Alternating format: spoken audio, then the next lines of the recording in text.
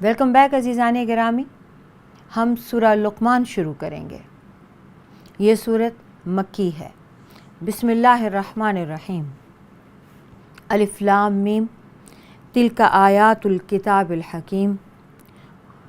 الف لام میم یہ حکمت والی کتاب کی آیات ہیں. ہدی و رحمتاً للمحسنین یہ ہدایت اور رحمت ہے نیک لوگوں کے لیے. الذین وہ لوگ یقیمون الصلاۃ جو نماز قائم کرتے ہیں، ویؤتون الزکوٰۃ اور جو زکوٰۃ دیتے ہیں، وہم بالآخرۃ اور وہ آخرت پر، ہم یوقنون وہی یقین بھی رکھتے ہیں. اولئک یہ وہ لوگ ہیں، علی ھدی من ربہم جو اپنے رب کی طرف سے ہدایت پر ہیں. واولئک اور یہی لوگ ہیں، ہم المفلحون جو فلاح پا جانے والے ہیں. یہ نیک لوگوں کے، متقین کے اوصاف ہیں جو سورہ بقرہ کی ابتدائی آیات میں ہم کر چکے ہیں. وَمِنَ النَّاسِ اور لوگوں میں سے، مَن یشتری بعض ایسے بھی ہیں جو خریدتے ہیں، لہو الحدیث دل فریب بات، فضول باتیں، لیضل تاکہ گمراہ کر دیں، عن سبیل اللہ اللہ کی راہ سے، بغیر علم بغیر علم کے، وَيَتَّخِذَهَا ہزوا اور وہ مذاق بنا دیتے ہیں اللہ کے دین کا. اولئک یہی لوگ، لہم ان کے لیے، عذاب مہین رسوا کن عذاب ہے. لوگوں میں سے بعض ایسے ہیں جو دل فریب اور غافل کر دینے والا اور وہ کلام، وہ باتیں خریدتے ہیں تاکہ وہ علم کے بغیر اللہ کی راہ سے، اللہ کے دین سے لوگوں کو گمراہ کر دیں اور اس کا مذاق اڑائیں. عزیزان گرامی، یہ جیب سے پیسے دے کر ہدایت کے خلاف، ہدایت کے اپوزٹ گمراہی ہوتی ہے. گمراہ کر دینے والی، اللہ کی یاد سے غافل کر دینے والی اور بیہودہ باتیں، بیہودہ کلام خریدتے ہیں. ان لوگوں کے لیے اللہ نے بہت رسوا کن عذاب تیار کر رکھا ہے. وَإِذَا اور جب تتلیٰ علیہ ان پر تلاوت کی جاتی ہیں، آیاتنا ہماری آیات، وَلَّا مُسْتَكْبِرًا تو پلٹ جاتا ہے وہ انسان غرور کرتے ہوئے، كأن لم يسمعها جیسے کہ اس نے سنا ہی نہیں، كأن فی اذنیہ وقرا اور جیسے کہ اس کے دونوں کانوں میں کوئی بھاری بوجھ ڈال دیا گیا ہے. فبشرہ تو آپ اسے خوشخبری دے دیجئے، بعذاب علیم دردناک عذاب کی. ایام جاہلیت میں بھی بیہودہ حکایتوں کا مشغلہ ہوا کرتا تھا، حتیٰ کہ جب یہ لوگ حج سے بھی لوٹتے تھے عرفات کے بعد مشعر الحرام میں، تو وہاں بھی لمبی لمبی چھوڑا کرتے تھے بڑی بڑی باتیں، اس قدر اپنے آباء و اجداد کے ایسے قصے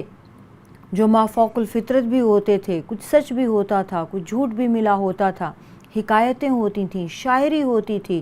عورتوں کے حسن کے اوپر ہوتی تھی، حتیٰ کہ بھیڑ بکریوں اور اونٹنیوں کے حسن کے اوپر بھی شاعری ہوتی تھی. اور یہ عرفات کے بعد مزدلفہ میں ہو رہی ہوتی تھی. اسی طرح سے جب بھی کبھی مل بیٹھتے تھے تو یہ اشعار ایک دوسرے کو سناتے تھے، بیہودہ گوئیاں کرتے تھے، قصے سناتے تھے. محض دلچسپی کے جو بھی ان کے امور ہوتے تھے، جو بھی ایسی باتیں جس سے کہ وہ وقت گزارتے تھے، وہ بیہودہ گفتگو کے سوا اور کچھ نہیں کہی جا سکتی. اسی طرح سے لہو الحدیث میں موسیقی اور موسیقار کو بھی کہا گیا کہ وہ اس میں الجھاتا ہے اور لوگوں کو اس طرف لاتا ہے. آپ صلی اللہ علیہ وآلہ وسلم نے اس کے بارے میں یوں فرمایا، عبداللہ بن مسعود کی روایت ہے کہ لوگوں میں بعض وہ ہیں جو غافل کر دینے والی باتیں خریدتے ہیں تاکہ لوگوں کے اللہ کے راستے سے گمراہ کریں. تو انہوں نے یہ فرمایا کہ یہ بات 3 بار دہراتے ہوئے فرمائی کہ یہ مال کون سا مال ہے، یہ آدمی کی ضلالت کے لیے آدمی کی گمراہی کے لیے جو کافی ہے اور حق کو جھوٹ کے ساتھ ملا دیتا ہے اور جھوٹ کو ترجیح دیتا ہے۔ فرمایا گیا کہ یہ لونڈیاں جو گانے کے لیے رکھی جاتی تھیں اور وہ گاتی تھیں، آلات موسیقی جو دل بہلاتے تھے اور یہ خریدا کیا جاتا تھا، لونڈی بھی وہ خریدی جاتی تھی جس کی آواز خوبصورت ہو، جس کی صورت اچھی ہو، وہ دل لبھا سکے، وہ گانے گا گا کے لوگوں کو اکٹھا کر سکے اور اس سے پھر پیسہ بھی کمایا جاتا تھا۔ فرمایا کہ ہر وہ کلام، ہر وہ بات جو اللہ کی یاد سے غافل کر دے وہ ان بیہودہ چیزوں میں شامل ہے، اور ہر وہ چیز جو اللہ تعالیٰ سے اور اللہ کے دین سے گمراہ کر دے وہ اس میں شامل ہے۔ اور یہ وہ لوگ ہیں جب ان کے اندر وہ اتنی جیب سے پیسے دے کر گمراہی کو خریدتے ہیں ہدایت کے بدلے میں، تو جب ان کے سامنے آیات الہی تلاوت کی جائیں یا انہیں ہدایت کی راہ دکھائی جائے یا انہیں اللہ سے ڈرایا جائے تو وہ مغرور ہو کے پیٹھ پھیر کے منہ پھیر کے اس جگہ سے ہٹ جاتے ہیں، ہدایت دینے والوں سے نفرت کرتے ہیں اور ہدایت سے بھی، اللہ کے دین سے بھی منہ موڑتے ہیں۔ ایسا لگتا ہے جیسے ان کے کانوں میں بہرا پن ہو یا کوئی بھاری بوجھ ڈال دیا گیا ہو کہ اندر اچھی بات یا ہدایت کی بات جائے گی ہی نہیں۔ تو آپ انہیں خوشخبری سنا دیجئے دردناک عذاب کی۔ ان الذین آمنوا، بے شک وہ لوگ جو ایمان لائے، وعاملوا الصالحات، اور جنہوں نے اچھے اعمال کیے، لہم جنات النعیم، ان کے لیے انعام والے پر نعمت باغ ہیں، خالدین فیہا، وہ اس میں ہمیشہ رہیں گے، وعد اللہ، اللہ کا وعدہ حقاً سچا ہے، وہو العزیز الحکیم، اور وہ نہایت زبردست اور خوب حکمت والا ہے۔ خلق السماوات، وہ اللہ جس نے آسمان پیدا کیے، بغیر عمد، بغیر ستونوں کے، ترونہا، تم انہیں دیکھتے ہو، وَأَلْقَى فِي الْأَرْضِ، اور اس نے زمین میں جما دیے، رواسیہ، پہاڑ، ان تمید بکم، تاکہ تم انہیں ساتھ لیے یعنی ہلنے جلنے نہ لگے، وَبَثَّ فِيهَا مِن كُلِّ دَابَةٍ، اور اس نے ہر قسم کے چوپائے اس میں پھیلا دیے۔ اللہ تعالیٰ نے ستونوں کے بغیر آسمان پیدا کیے، تم انہیں دیکھتے ہو، کوئی ستون زمین سے آسمان تک نہیں لگا کہ وہ آسمان کو جمائے رکھے، اور اس نے زمین میں اونچے اونچے پہاڑ جما دیے تاکہ زمین تمہیں ساتھ لیے ہلنے جلنے نہ لگے، جمی رہے۔ وَأَنزَلْنَا، اور ہم نے نازل کیا، مِنَ السَّمَاءِ مَاءً، پانی آسمان سے، فَأَنبَتْنَا، پھر ہم نے اگا دیے، فیہا، اس زمین میں، من کل زوج کریم، اور پھر ہم نے زمین میں ہر قسم کی نفیس اور عمدہ چیزیں اگائیں۔ ھذا خلق اللہ، یہ ہے اللہ کی مخلوق۔ فَأَرُونِی،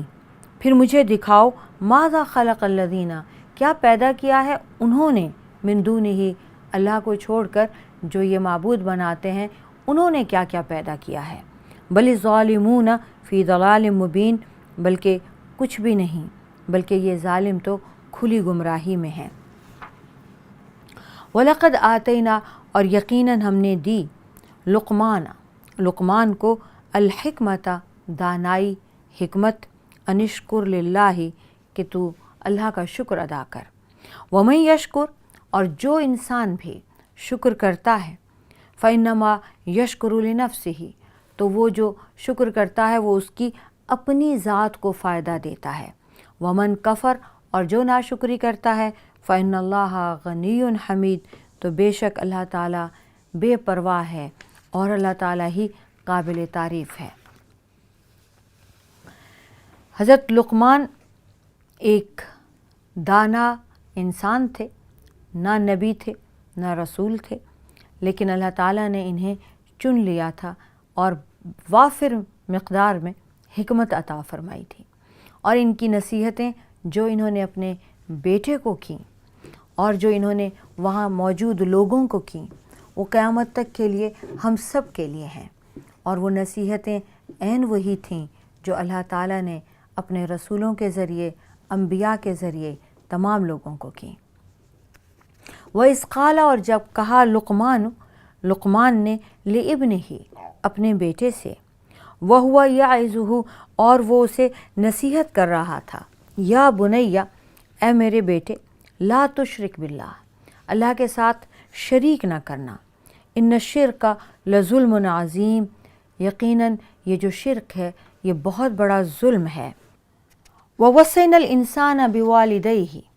اور ہم نے انسان کو اس کے والدین کے ساتھ حسن سلوک کا حکم دیا۔ حملتہ امہ، اس کی ماں نے اسے اٹھائے رکھا،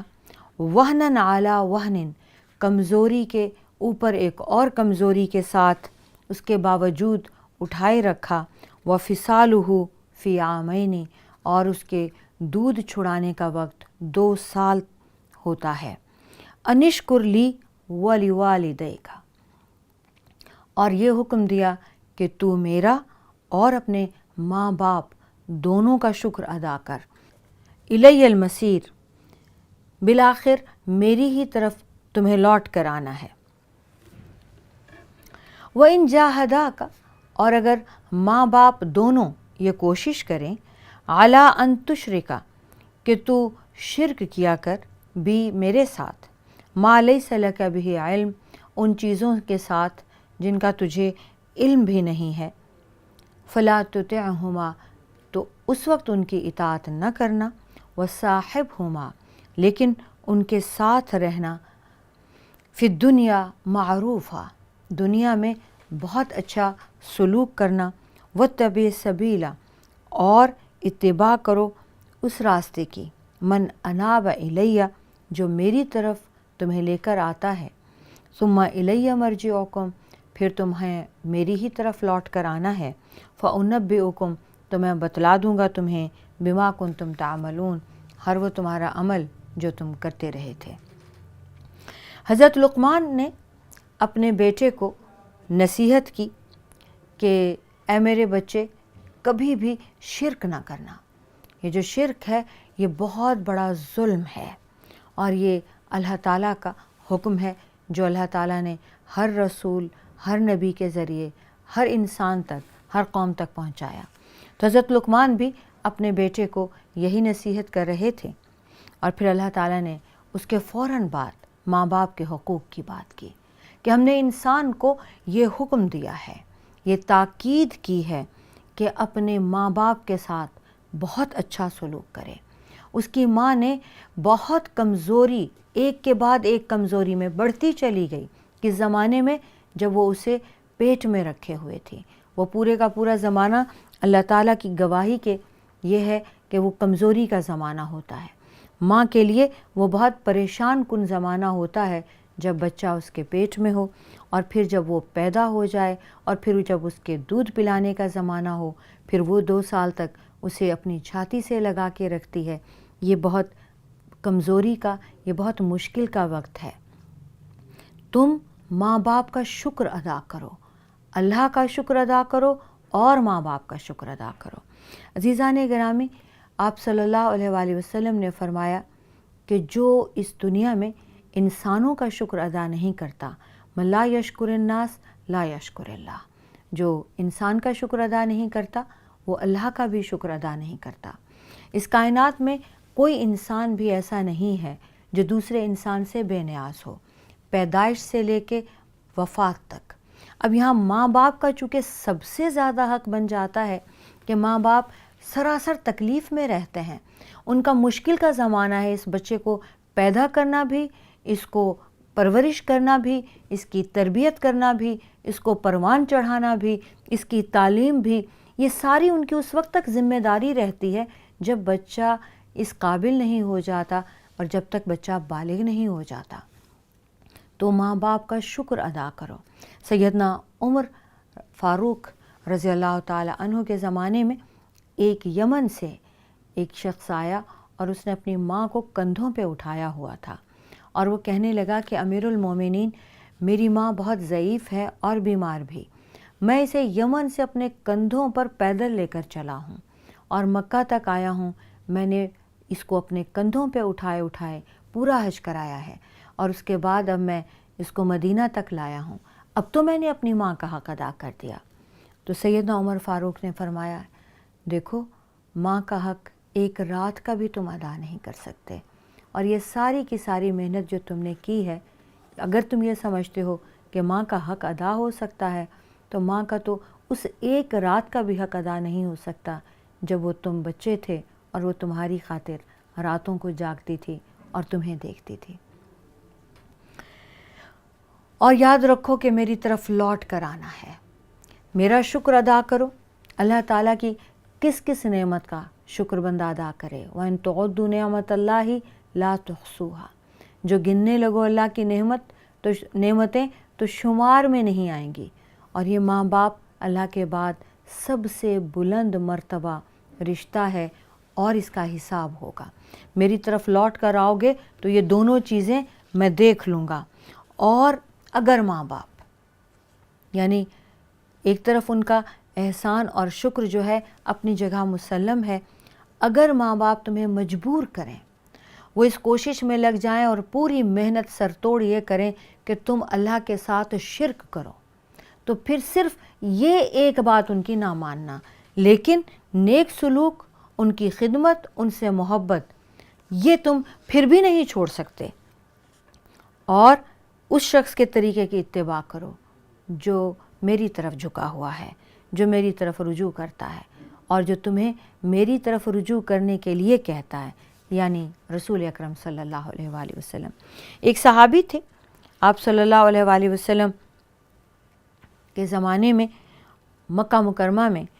وہ اپنی ماں سے بے انتہا محبت کرتے تھے، حضرت سعد بن مالک، اور ان کی ماں بھی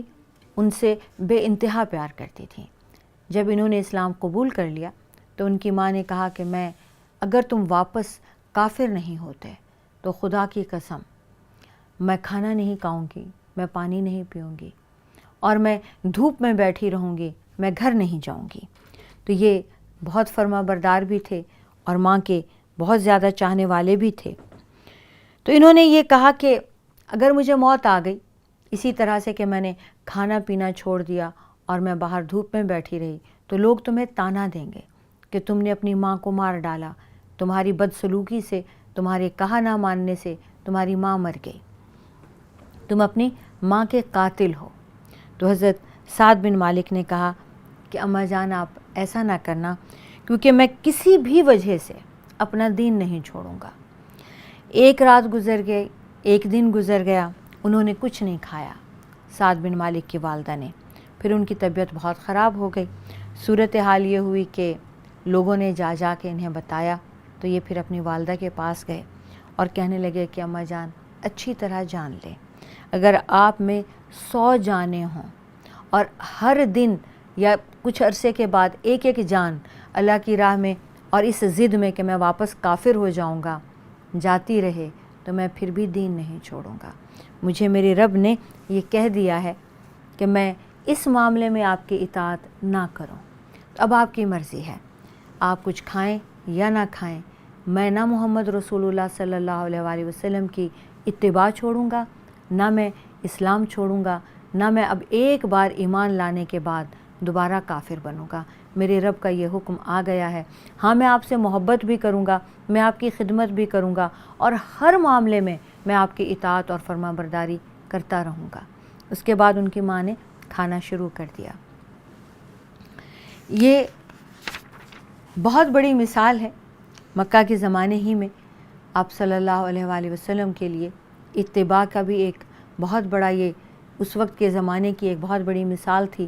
اور ماں اور بیٹے کی محبت کی بھی ایک بہت بڑی مثال تھی کہ اللہ کے معاملے میں جب وہ شرک کے لیے مجبور کریں تو وہ نہیں ماننا ہے، لیکن ان کے ساتھ بھی اللہ تعالیٰ نے حکم دیا ہے کہ نیک سلوک کرنا ہے اور باقی ہر معاملے میں ان کی اطاعت کرنی ہے، اور ان کو ہمیشہ اللہ کے بعد سب سے زیادہ بلند مقام پہ رکھنا ہے۔ علم ترو، کیا تم نے دیکھا نہیں، ان اللہ کہ اللہ تعالیٰ نے سخر لکم ما فی السماوات، تسخیر کر دیا جو کچھ آسمانوں میں ہے اور زمین میں ہے، وما فی الارض، جو زمین میں ہے، واسبغ علیکم، اور تم پر پوری کر دیں نعمہ، اپنی نعمتیں، ظاہرۃ و باطنہ، ظاہر بھی اور باطن بھی، ومن الناس، اور لوگوں میں سے من یجادل فی اللہ، جو اللہ کے معاملے میں جھگڑتا ہے بغیر علم، بغیر علم کے، ولا ہدن اور بغیر ہدایت کے، ولا کتاب منیر اور بغیر کسی روشن کتاب کے۔ کیا آپ نے دیکھا نہیں کہ بے شک اللہ تعالیٰ جو کچھ آسمانوں میں ہے اور جو کچھ زمین میں ہے تمہارے مطیع اور تابع فرمان کرنے والا اللہ ہے، اور اس نے تم پر اپنی ظاہری اور چھپی تمام نعمتیں پوری کر دی ہیں۔ اور بعض لوگ وہ ہیں جو اللہ کے بارے میں بغیر علم کے، بغیر ہدایت کے اور بغیر کسی روشن کتاب کے جھگڑا کرتے ہیں۔ وَإِذَا قِيلَ لَهُمْ اور جب انہیں کہا جاتا ہے اتبعوا تم پر پیروی کرو ما انزل اللہ جو اللہ نے نازل کیا، قالوا تو کہتے ہیں بل نتبع ہم تو پیروی کرتے ہیں ما وجدنا جس پر ہم نے پایا، علیہ جس دین پر، آباءنا اپنے آبا و اجداد کو، اولو کان الشیطان بھلے شیطان یدعوہم انہیں ان کے باپ دادا کو بلاتا ہو الی عذاب السعیر جہنم کی طرف۔ وَمَن یسلم اور جو سپرد کر دے وجہہ اپنے آپ کو الی اللہ اللہ کی طرف، وہو محسن اور وہ احسان کرنے والا نیک بھی ہو، فقد استمسک تو یقیناً اس نے تھام لیا بالعروۃ الوثقی ایک مضبوط کڑا، وإلی اللہ عاقبۃ الامور اور اللہ کے پاس ہی سب کاموں کا انجام ہے۔ عزیزان گرامی، چھوٹی سی بریک لیتے ہیں، یہیں سے شروع کریں گے۔